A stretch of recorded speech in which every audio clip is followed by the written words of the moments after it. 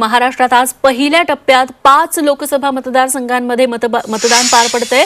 दुपारी 3 वाजेपर्यंत महाराष्ट्रात सरासरी 44.12% इतकं मतदान झालंय। पहिल्या टप्प्यात आज विदर्भातील रामटेक, नागपूर, भंडारा गोंदिया, गडचिरोली, चिमूर, चंद्रपूर या मतदारसंघात मतदान सुरू आहे।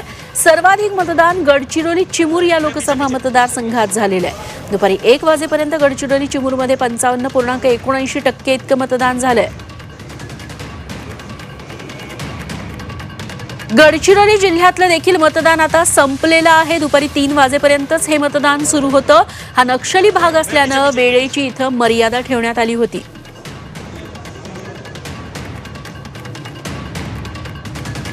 आतापर्यंत किती मतदान झाले या मतदारसंघात त्यावरती एक नजर टाकूयात।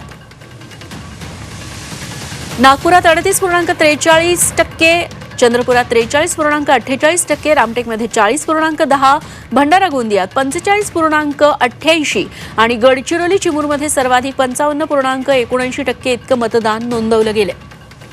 दुपारी 3 वाजेपर्यंतची ही आकडेवारी।